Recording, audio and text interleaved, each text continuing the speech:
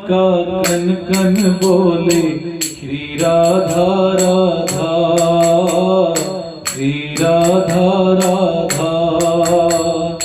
वृंदावन का कन कन बोले श्री राधा राधा, श्री राधा राधा, श्री राधा राधा, श्री राधा राधा, श्री राधा राधा, श्री राधा राधा। हो श्री राधा राधा, श्री राधा राधा, श्री राधा राधा, श्री राधा राधा। हो वृंदावन के मोर बोले श्री राधा राधा, श्री राधा राधा, वृंदावन के मोर बोले श्री राधा राधा, श्री राधा राधा। बोल भागवत जी महापुराण पुराण की जय, सद्गुरुदेव महाराज की जय। जय जय श्री राधे।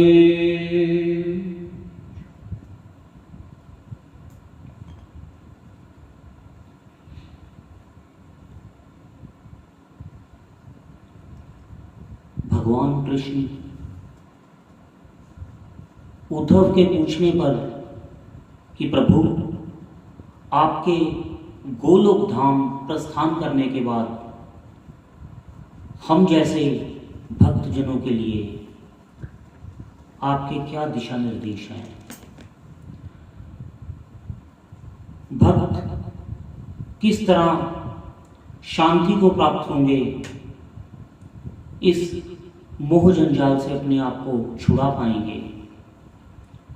भगवान कृष्ण उद्धव जी को भक्ति की महिमा के बारे में बताते हैं। हे उद्धव, गोपी भक्ति की प्रगाढ़ सीमा है। गोपी भक्ति रूप है और भक्ति ही गोपी है। गोपी प्रेम की ध्वजा। उद्धव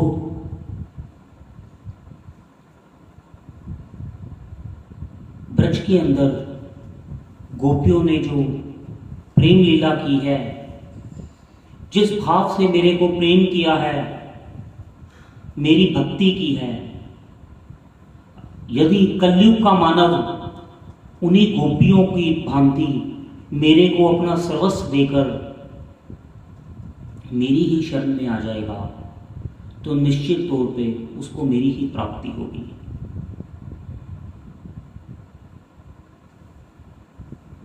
गोपियों की चर्चा आते ही आज श्री राधा जी की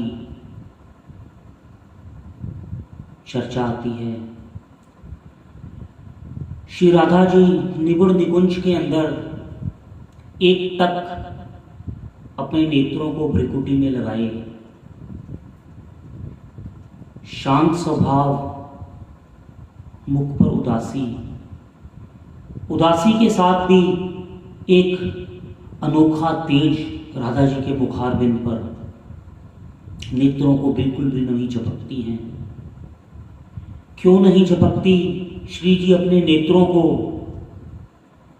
कहते जब भगवान मथुरा गए तो राधा जी को कह गए, राधे मुझे तुमसे एक वचन चाहिए, जब मैं ब्रज से चला जाऊंगा तो आप अपने नेत्रों से अश्रु नहीं बहाएंगी। ऐसा वचन राधा जी भगवान को देती हैं, लेकिन इस वचन की पालना करनी बड़ी मुश्किल है।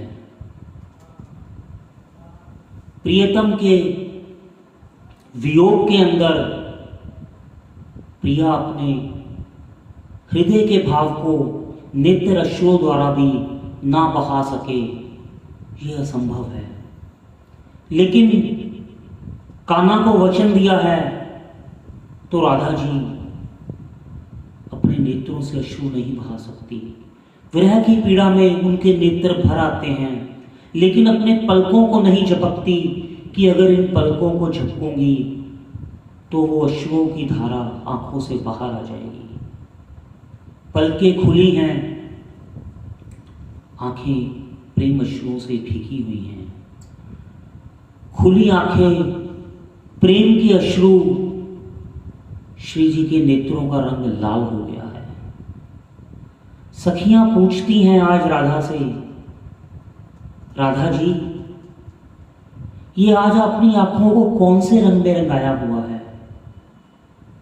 हे राधा, ये आंखें आपकी प्रभु के रंग में लाल कैसे हो गई? किथों ने रंगाइयां अखां पुछ दियां सारियां, जदों तेरे नाम दियां चढ़ियां खुमारियां। किथों ने रंगाइयां अखां, किथों ने रंगाइयां अखां। ये ठाकुर के प्रेम के रंग की लाली है। पुछ दियां सारियां, किथों ने रंगाइयां अखां। पुछ दियां सारियां, जदों तेरे नाम दिया, जदों तेरे नाम दिया चढ़ियां खुमारियां। किथों ने रंगाइयां अखां। पुछ दियां सारियां, जदों तेरे नाम दिया, जदों तेरे नाम दिया चढ़ियां खुमारियां। किथों ने रंगाइयां अखां। ऐसे नेत्र राधा जी के जो शाम के रंग के अंदर रगे हुए हैं, ऐसा रंग नेत्रों का जो प्रेम के रंग से लाल हो गए हैं। ऐसी गोपी भक्ति की ध्वजा, प्रेम की ध्वजा भगवान कृष्ण उद्धव जी को भक्ति की महिमा के बारे में बताते हैं कि उद्धव जी, कलयुग में केवल भक्ति ही है, केवल हरि नाम संकीर्तन करने से ही जीव अपने सब दुखों को भूलकर, कष्टों को भूलकर मेरे को ही प्राप्त होगा।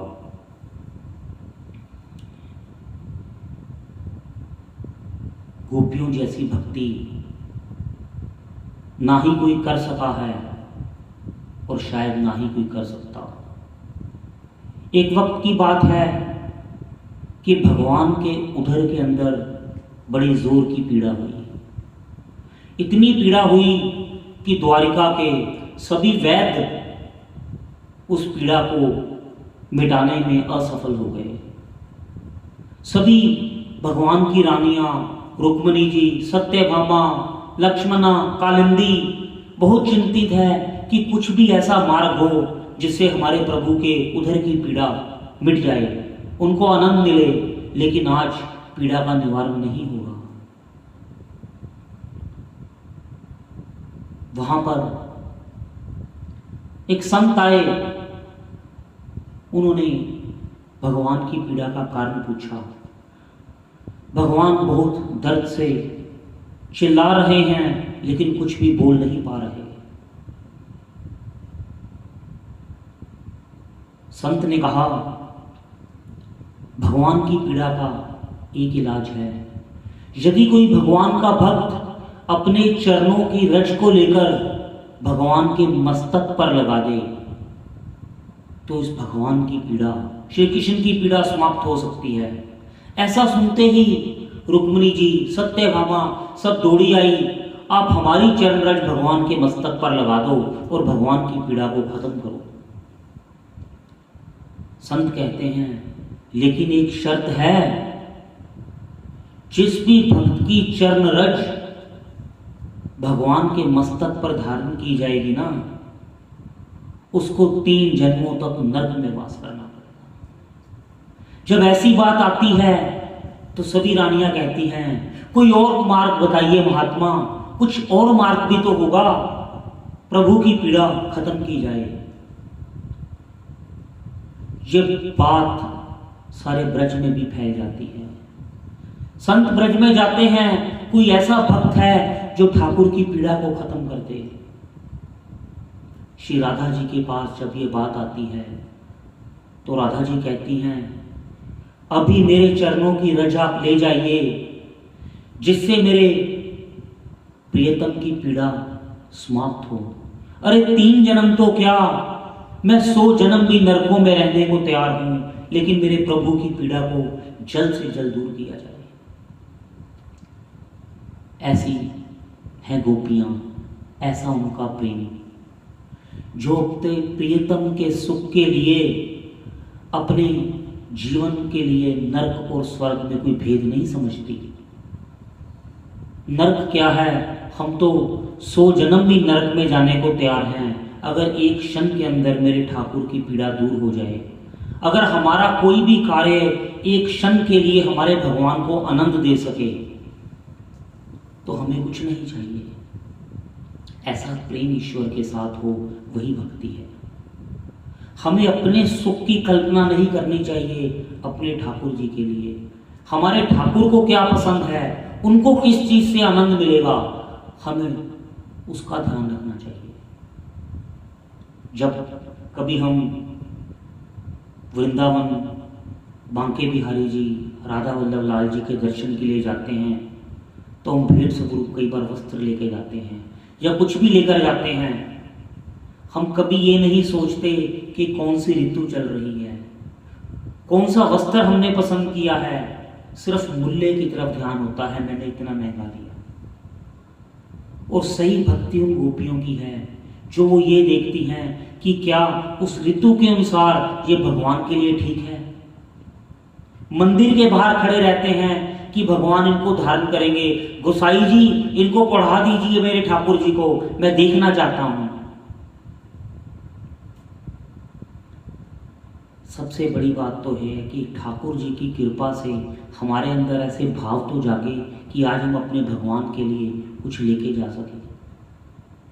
किस जीव में इतना सामर्थ्य है कि अपने भगवान के लिए कुछ लेके जा सके। यदि वो हमसे प्रेम करते हैं, वो चाहते हैं कि हमारे द्वारा उनको कोई उपहार से हमारे ही हृदय को खुशी मिले, तब भी वो हमारे मन में ऐसी कामना पैदा करते हैं। ऐसी भक्ति गोपियों की जो अपने ठाकुर के लिए नरकों में वास करने को भी तैयार है। ऐसी श्री राधा जी की महिमा। एक बार भगवान के 2 चीजें हैं जो भगवान के हमेशा पास रहती हैं। एक तो भगवान का सुदर्शन चक्र, दूसरा गरुड़ जी। सुदर्शन को यह लगता है भगवान के सारे कार्य तो मैं ही सिद्ध करता हूं। जब भी किसी दुष्ट का वध करना होता है, भगवान मुझे ही पुकारते हैं और मेरे द्वारा ही भगवान के सारे कार्य संपन्न होते हैं। वहीं गरुड़ जी को लगता है कि भगवान के सब कार्य मेरे द्वारा सिद्ध होते हैं। दोनों में एक अभिमान आ जाता है।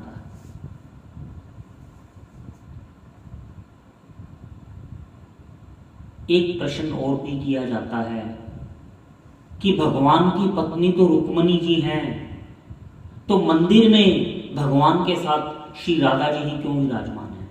जितने भी मंदिर हैं राधा कृष्ण जी की क्यों है? रुक्मणी और कृष्ण का मंदिर क्यों नहीं है? सत्यभामा और कृष्ण जी का मंदिर क्यों नहीं है? राधा कृष्ण का क्यों है? इस कथा के माध्यम से भगवान इस प्रश्न का भी उत्तर अपने भक्तों को देते हैं। गरुड़ जी को अभिमान हुआ, सुदर्शन चक्र को अभिमान हुआ। आज भगवान एक लीला करते हैं। भगवान सुदर्शन को और गरुड़ जी को एक वन में भेजते हैं जहां पर कुछ विशेष तरह के पुष्प हैं। पारिजात पुष्प को लेने के लिए भगवान सुदर्शन और गरुड़ जी को भेजते हैं। दोनों पुष्प लेने के लिए वन में जाते हैं। वहां पर हनुमान जी ध्यान में बैठे होते हैं, भगवान राम का ध्यान कर रहे हैं। वहां पर सुदर्शन जाते हैं, कहते हैं कौन है आप, हमें यहां से पुष्प लेने हैं, आप हमें पुष्प लेने की आज्ञा दीजिए। हनुमान जी पूछते हैं किसने मंगाए हैं पुष्प?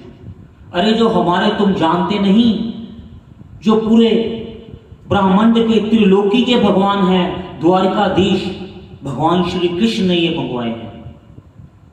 अब हनुमान जी कहते हैं अरे मूर्ख, त्रिलोकी के तो एक ही नाथ हैं, मेरे राम। मेरे राम के अलावा इस त्रिलोकी में कोई भगवान नहीं है। अरे कौन से कृष्ण की बात करते हो तुम? मैं नहीं किसी कृष्ण को जानता। ऐसा कहते ही सुदर्शन हनुमान जी पर आक्रमण करते हैं। हनुमान जी एक हाथ से सुदर्शन को पकड़कर अपनी काख के अंदर दबा लेते हैं। ये दृश्य गरुड़ जी देख रहे हैं। गरुड़ जी भी हनुमान जी के ऊपर आक्रमण करते हैं। हनुमान जी एक हाथ से गरुड़ जी को पकड़कर अपनी दूसरी काख में दबा लेते हैं। अब दोनों चिल्ला रहे हैं कि छोड़िए हमें, छोड़िए। कहते छोड़ तो तुम्हें दूंगा, पहले तुम जिस भगवान की बात करते हो मुझे उसके दर्शन तो करवाओ। मैं देखना चाहता हूं इस तीन लोक में मेरे राम के अलावा कौन भगवान आ गया, कौन अपने आप को भगवान कहने लग गया। आज हनुमान जी अपनी दोनों काख के अंदर सुदर्शन और गरुड़ जी को दबाए द्वारका की ओर जाते हैं। भगवान श्री कृष्ण वहीं से इस दृश्य को देख रहे हैं कि हनुमान यहां पर आएंगे और वो बड़े क्रोध में हैं। उनके क्रोध के आगे कोई नहीं टिक सकता। अगर वो मेरे साथ सीता माता के दर्शन करेंगे ना, सीता जी के दर्शन करेंगे, तब जाकर उनका क्रोध शांत होगा। अपनी सभी रानियों से कहते हैं जाओ तुम सती सीता जैसा रूप धारण कर लो। आज भगवान की आठों पटरानियां भिन्न भिन्न प्रकार से रूप धारण की कोशिश करती हैं, लेकिन सती सीता जैसा रूप कोई नहीं बना पाई। भगवान कह रहे हैं अब हमारे प्राणों की रक्षा हनुमान से कौन करेगा? वो कपि जब आएंगे तो मेरे साथ सीता जी को ना पाकर वो नहीं मानेंगे मैं ही राम हूं।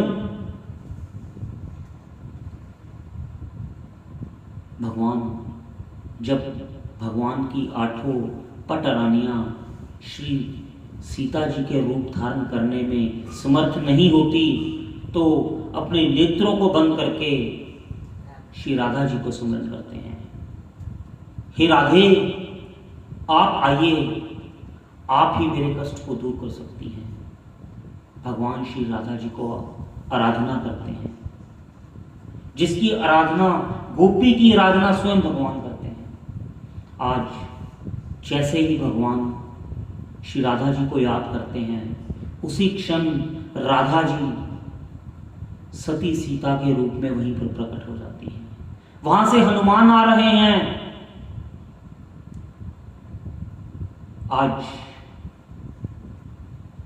भगवान कृष्ण के दर्शन करते हैं, कहते हैं मैं वही राम हूं। कहते हैं प्रभु, मैं तो किसी बंसी वाले भगवान को नहीं जानता। आप धनुष बाण हाथ में लेकर मुझे वही दर्शन करवाएंगे तो मैं मान जाऊंगा। आज श्री कृष्ण अपने भक्त हनुमान को श्री राधा जी के साथ राम, लखन, सीता जी का वही राम दरबार का दृश्य का दर्शन करवाते हैं। हनुमान जी प्रणाम करते हैं, सुदर्शन को छोड़ देते हैं, गरुड़ जी को भी छोड़ देते हैं और भगवान को प्रणाम करते हैं। ऐसी भक्ति, ऐसा प्रेम अब भगवान कहते हैं कि केवल राधा ही है, केवल राधा ही है जो मेरी रक्षा के लिए भी जो मर्जी रूप ले सकती है। जब जब भगवान को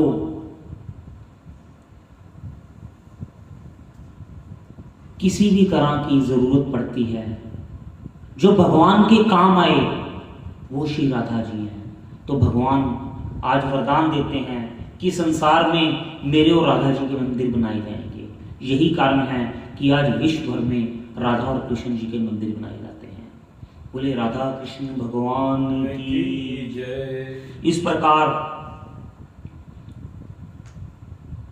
राधा जी वहां पर प्रकट होती हैं सीता माँ का रूप लेकर। राधा जी भी सोचती हैं कि प्रभु आप एक बार पुकारते हैं और गोपियां चली आती हैं। आप कल्पना करते हैं गोपी उसी क्षण ना अपना घर देखती, ना अपना परिवार देखती, ना अपने बच्चों को देखती। आप जब भी वेणुनाद करते थे ना, गोपियां यमुना तट पर दौड़ी चली आती थी। उन्हें तो अपनी सुध भी नहीं थी, वो बेसुध होकर चली जाती थी और अपने गीले नेत्रों के साथ मन ही मन राधा जी कहते हैं, हे प्रभु आज आप राधा की भक्ति की तो महिमा बयान कर रहे हो, कभी आप भी एक बार राधा बनकर देखें, कभी आप भी एक बार गोपी बनकर देखें, तब आप जानोगे कि विरह की पीड़ा क्या होती है। छोड़े आप उन गोपियों को जिनका तन मन धन केवल कान्हा था। आप तो मथुरा आ गए, मथुरा से द्वारिका आ गए और गोपियां आज भी वही हैं, आज भी वही गोपी है। हे प्रभु क्या एक बार आप भी राधा बनकर उस पीड़ा का एहसास करें। एक बार तो राधा बनकर देखो मेरे सांवरिया, राधा यूं रो रो कहे, एक बार तो राधा बनकर देखो मेरे सांवरिया, राधा यूं रो रो कहे, हो राधा यूं रो रो कहे, क्या होते हैं आंसू, क्या पीड़ा होती है, क्या होते हैं आंसू, क्या पीड़ा होती है, क्यों दर्द उठता है, क्यों आंखें रोती है, क्यों दर्द उठता है, क्यों आंखें रोती है। एक बार आंसू तो बहाकर देखो सांवरिया, राधा यूं रो रो कहे, एक बार तो राधा बनकर देखो मेरे सांवरिया, राधा यूं रो रो कहे, ओ राधा यूं रो रो कहे, राधा यूं रो रो कहे। आज गोपी अपने भगवान को ये उलाहना देती है कि प्रभु क्या आप भी एक बार गोपी बनकर अनुभव करके देखें। गोपी बनने का अनुभव स्वयं भगवान शिव ने भी किया। महारास के अंदर भगवान जितनी गोपियां उतने ही कृष्ण बनाकर गोपियों को अधरा अमृत का आनंद दे रहे हैं। उसी महारास के अंदर कैलाशपति के अंदर एक भावना होती है, हे प्रभु क्या मैं भी इस महारास का आनंद ले पाऊंगा, मैं भी इस रास का आनंद लेना चाहता हूं। और भगवान उसी क्षण कैलाश से चलते हैं वृंदावन में, निधिवन में, मधुवन में।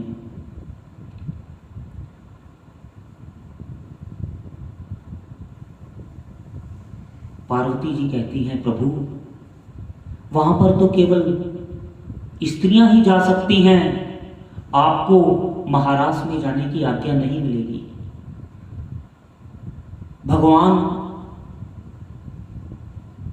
रास मंडल के बाहर खड़े होकर आज सहचरियों से विनती कर रहे हैं कि मैं भी इस रास का, प्रभु के अधरा अमृत का आनंद लेना चाहता हूं। स्वयं भगवान शिव उस आनंद के लिए प्यासे हैं जो आनंद ब्रज की गोपियां नित्य प्राप्त करती हैं।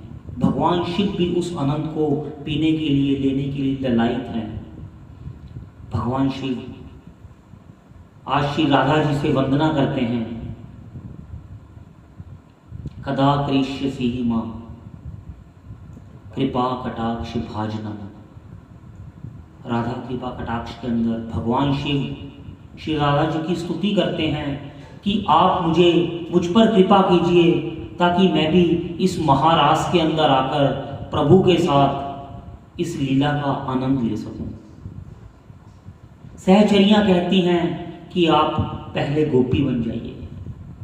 भगवान शिव उस महारास का आनंद लेने के लिए आज गोपी का रूप धारण करते हैं। गोपी बनकर ही रास के अंदर जाया जा सकता है। भगवान ने कहा, गोपी सहचरी ने पूछा, आप कौन?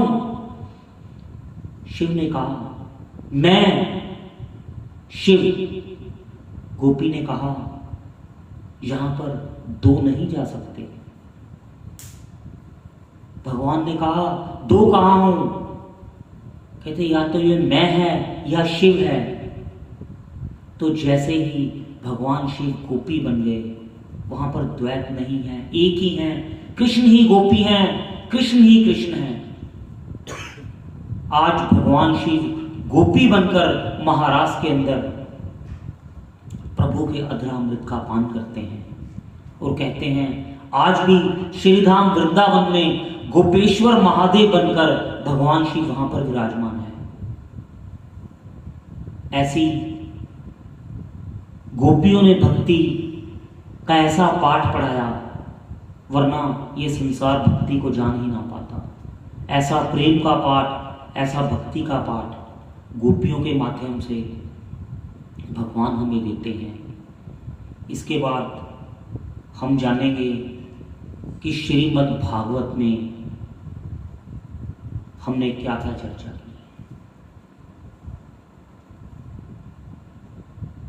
राजा परीक्षित को श्रृंगी ऋषि का श्राप मिलता है कि आज से 7वें दिन तक्षक नाग द्वारा डसने से आपकी मृत्यु हो जाएगी और आप अपने कल्याण का मार्ग ढूंढ लीजिए। सूत जी द्वारा शौनिक आदि 88,000 ऋषियों को श्रीमद् भागवत कथा का श्रवण करवाना। उसके बाद सुखदेव जी का कथा के अंदर आना और राजा परीक्षित को श्रीमद् भागवत का पान करवाना। भगवान के 24 अवतारों की कथा का हमने श्रवण किया।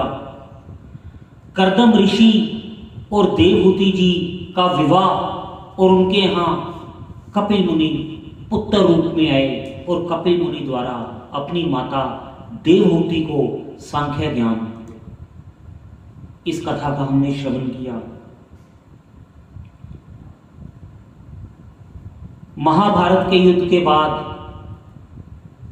कुंती बुआ द्वारा भगवान की वंदना और संसार के जितने दुख हैं उनको मांगना, इस कथा को हमने जाना। भीष्म पितामह जी का कृष्ण से मिलन, इस कथा को हमने जाना। उसके बाद ध्रुव, प्रहलाद, अजामिल, जड़ भरत जी, राजा बलि और वामन अवतार की कथाओं को हमने श्रवण किया। राजा भगीरथ के घोर तप के बाद गंगा जी का धरती पर आगमन, इस कथा को श्रवण किया। श्री राम कथा को हमने, रामलीला के बारे में राम कथा को श्रवण किया। राम कथा के बाद मथुरा के अंदर कारागृह में भगवान श्री कृष्ण का अवतार होना, वहाँ से वसुदेव जी द्वारा भगवान को गोकुल नंद बाबा और यशोदा मैया के यहाँ पर पहुँचाना, भगवान द्वारा पूतना का उद्धार, त्रिनाव्रत, वक्तासुर, कालियानाग का नाथना, गोवर्धन गिरिराज को अपने नक पर धारण करना, इंद्र के अभिमान को तोड़ना, ब्रह्मा जी के भ्रम को दूर करना, यशोदा मैया को अपने मुख के अंदर पूरे ब्रह्मांड के दर्शन भगवान श्री कृष्ण करवाते हैं। नलकूबर और मणिग्रीव पर कृपा भगवान ने की, माता यशोदा द्वारा उधर से बंद कर भगवान दामोदर लीला करते हैं और भगवान का नाम दामोदर पड़ता है। इन कथाओं को हमने श्रीमद् भागवत में श्रवण किया। 17 बार जरासंध मथुरा पर चढ़ाई करता है और भगवान रण छोड़कर भाग जाते हैं और भगवान रणछोड़ बिहारी नाम से कहलाते हैं। बोलो रणछोड़ बिहारी लाल की जय। इन कथाओं को श्रवण किया। उसके बाद द्वारिका का निर्माण करवाते हैं, रुक्मिणी जी का हरण करते हैं। 16,100 विवाह एक ही मुहूर्त में भगवान करते हैं। सुदामा जी भगवान के जो मित्र हैं उस पर भगवान कृपा करते हैं। ब्राह्मण की किस तरह पूजा की जाती है, किस तरह ब्राह्मण देवता को सम्मान और सत्कार किया जाता है और मित्र के साथ कैसा व्यवहार किया जाता है, भगवान हमें इसकी शिक्षा देते हैं। अब भगवान अपने गोलोक धाम लौटने की समय में है। वो जो छोटा सा चूरन घसने के बाद लोहे का टुकड़ा बना था जिससे वो तीर बना, आज जंगल में शिकारी शिकार खेलने आता है और भगवान श्री कृष्ण ध्यान में बैठते हैं। शिकारी को लगता है भगवान के चरण के अंदर, चरण कमलों में एक मणि है। उसे लगता है किसी जानवर का नेत्र है। वो उसको बिना देखे तीर मारता है और भगवान के चरणों में जाकर वो बांध देता है। आवाज आती है, भाग कर जाता है, प्रभु क्षमा, प्रभु क्षमा। भगवान कहते हैं मम इच्छा। भगवान कहते हैं कि राम अवतार में तू बाली था और मैंने छुप कर तेरा वध किया था, आज वो बदला पूरा हो गया। भगवान अपनी इच्छा द्वारा अपने धाम को लौटते हैं। कहते हैं जब भगवान अपने धाम को जाने लगे तो सभी देवी देवता, ब्रह्मा जी आकाश में खड़े देखते हैं कौन से मार्ग द्वारा भगवान अपने धाम को वापस आते हैं। भगवान की जन्म लीला को तो सब जानते हैं कि भगवान कारागृह में प्रकट हुए। आज भगवान के सब धाम को लौटने का मार्ग भी देखने के लिए सब व्याकुल है। और ऐसी ग्रंथों में चर्चा है कि भगवान श्री कृष्ण इस धाम को छोड़कर कभी गए ही नहीं। भगवान एक वांग्मय रूप के अंदर श्रीमद् भागवत के अंदर आकर बस गए। तो श्रीमद् भागवत पुराण साक्षात भगवान का देह है, साक्षात श्री कृष्ण है। बोले भागवत महापुराण की जय। ऐसी दिव्य लीला श्रीमद् भागवत पुराण के माध्यम से हमने श्रवण की। बहुत सी त्रुटियां भी हुई होंगी, भगवान से यही प्रार्थना है उसके लिए हमें क्षमा करें और हमें प्रेरणा दें कि हम इसी प्रकार ठाकुर जी की लीलाओं के श्रवण में, भक्ति में, कीर्तन में लगे रहें। इसके बाद सुखदेव जी राजा परीक्षित को कहते हैं, राजन आज 7वां दिन है, तू बता, तू कुछ और मुझसे कुछ जानना चाहता है तेरे मन में कोई प्रश्न है तो पूछ ले, क्योंकि अब समय तेरे पास बड़ा कम है। तक्षक वहां से चल चुका है, वो किसी भी वक्त यहां पर आता होगा। राजा परीक्षित कहते हैं, हे गुरुदेव, अब मेरे अंदर तक्षक का कोई भय नहीं है, मैं निर्भय हो चुका हूं, मेरे अंदर मृत्यु का कोई भय नहीं है। मैंने आपकी कथाओं द्वारा भगवान के साक्षात दर्शन कर लिए हैं। अब मैं अंतर्मन में भी भगवान के दर्शन कर रहा हूं और मैं ये जान चुका हूं कि ये देह और मेरी आत्मा भिन्न है और मेरी आत्मा साक्षात परमात्मा के साथ ही मिली हुई है। मुझे किसी तक्षक का भय नहीं है। तक्षक आएगा तो इस नश्वर देह को ही डसेगा ना, वो तो वैसे भी नहीं रहने वाली है। सुखदेव जी वहां से चलने के लिए कहते हैं, राजन, अगर मैं यहां पर हुआ और तक्षक यहां पर आता है तो मेरे ब्रह्म तेज को देखकर उसका जो विष है ना वो अमृत में बदल जाएगा। ऐसा कहकर सुखदेव जी पूछते हैं, कुछ तेरे मन में शेष तो नहीं रह गया? आज राजा परीक्षित सुखदेव जी को धन्यवाद करते हैं, प्रणाम करते हैं और दंडवत होकर अपने नेत्रों के अश्रु द्वारा उनका धन्यवाद करते हैं। सुखदेव जी राजा परीक्षित के शीश पर अपना वरद हस्त धारण करते हैं। स्वयं सुखदेव जी का हाथ जिसके शीश पर आ जाए उसका मोक्ष तो निश्चित है। कहते हैं, राजा परीक्षित की देह में से एक ज्योति निकली और वो ज्योति दिव्य ज्योति के अंदर समा गई। सूत जी कहते हैं, राजा परीक्षित का मोक्ष स्वयं मैंने अपनी आंखों से देखा। मेरी आंखों के सामने राजा परीक्षित को सुखदेव जी द्वारा श्रीमद् भागवत कथा का श्रवण द्वारा राजा परीक्षित का उद्धार हुआ। उनकी शरीर में से एक ज्योत निकली जो दिव्य ज्योत के अंदर समा गई। उसके बाद तक्षक आया और मृतदेह को उसने डसा। ऐसा भागवत के अंदर आता है। अब कलयुग के लिए कुछ भागवत में बताया गया है। राजा परीक्षित ने पूछा, अब जो कलयुग आ गया है, कलयुग में पृथ्वी का राजा कौन होगा? सुखदेव जी बताते हैं, कहते जरासंध के पिता बृहद्रथ के वंश का अंतिम राजा होगा पुरंजय और उसका मंत्री होगा शुनक। वह अपने स्वामी को मारकर अपने पुत्र प्रबोध को राज सिंहासन पर बिठा देगा। इसके बाद भारत खंड में नंद, चंद्रगुप्त और अशोक आदि नाम के राजा होंगे। उसके बाद 8 यवन और 10 गोरे राजा भारत के अंदर राज्य करेंगे। कलयुग के जो राजनीतिक हैं वो छलियां होंगे और अपने अपने स्वार्थ के लिए अपने राज्य को भिन्न भिन्न हिस्सों में बांट देंगे। गाय की हत्या होनी शुरू हो जाएगी। प्रजा का धन हड़प कर राजा अपने वैभव और विलास के लिए उस धन का खर्च करेंगे। कलयुग के जो ब्राह्मण होंगे वो वेद पाठी नहीं रहेंगे। कलयुग का जो पुरुष है वो स्त्रियों के अधीन रहेगा।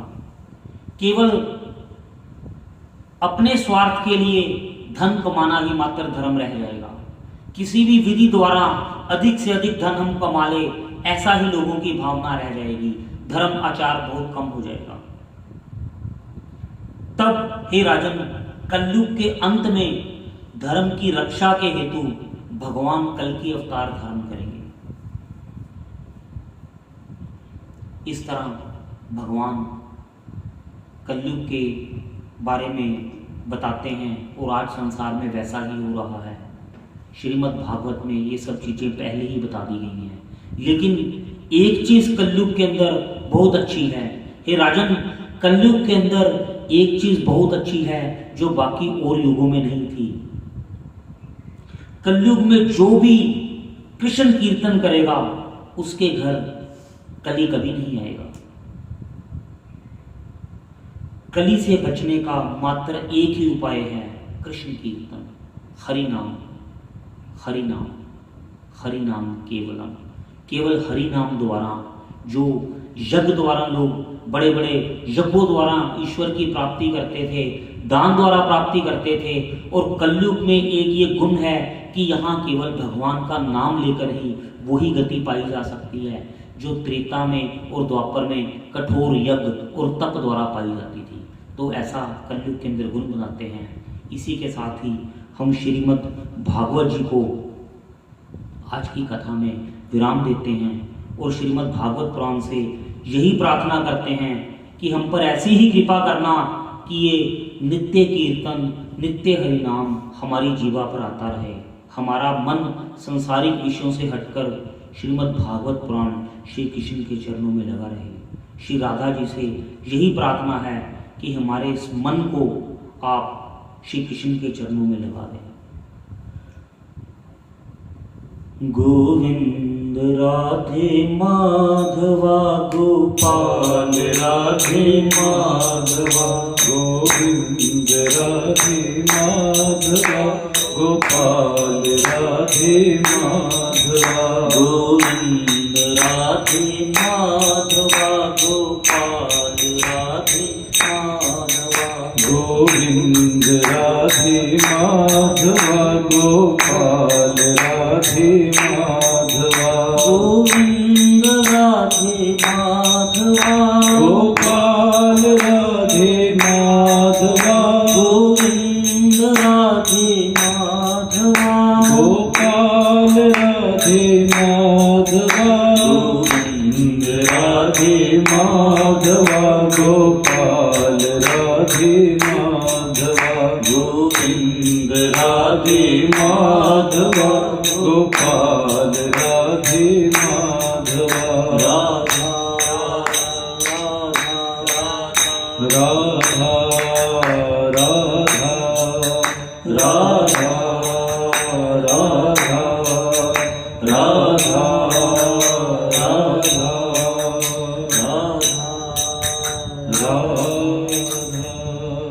जय जय श्री राधे, जय जय श्री राधे, जय जय श्री राधे श्याम। श्लोक बुलवा देना सबसे एकदम पहला श्लोक। बाके बिहारी तेरी आरती गाऊं, श्री बाके बिहारी तेरी आरती गाऊं, श्री बाके बिहारी तेरी आरती गाऊं, आरती गाऊं प्यारे आपको रिझाऊं, आरती गाऊं प्यारे आपको रिझाऊं, श्याम सुंदर तेरी आरती गाऊं, श्याम सुंदर तेरी आरती गाऊं, मोर मुकुट प्यारे शीश पे सोहे,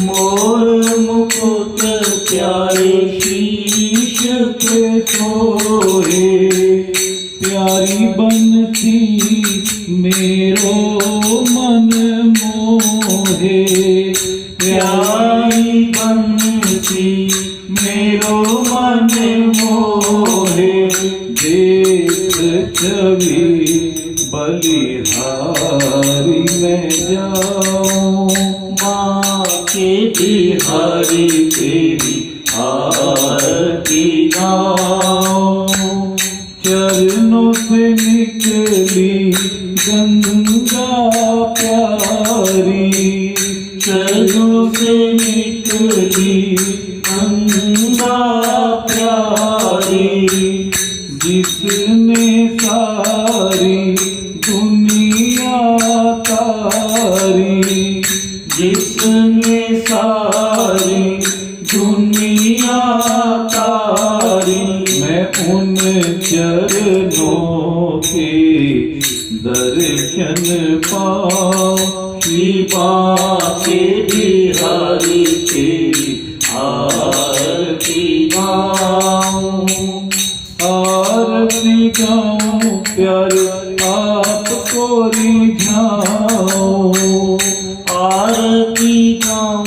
प्यारे आपको रिझाऊं। श्याम सुंदर तेरी आरती गाऊं। श्याम सुंदर तेरी आरती गाऊं। दास अनाथ के नाथ आप हो। दास अनाथ के नाथ आप हो। दुख सुख जीवन प्यारे साथ आप हो। दुख सुख जीवन प्यारे आप साथ हो। हरि चरणों में शीश झुकाओ। श्री बांके बिहारी तेरी आरती गाऊं। श्री हरिदास के प्यारे तुम हो। श्री हरिदास के प्यारे तुम हो। मेरे मन मोहन जीवन धन हो। मेरे मन मोहन जीवन धन हो। देख युगल छवि बलि बलि जाओ। श्री बांके बिहारी तेरी आरती गाऊं।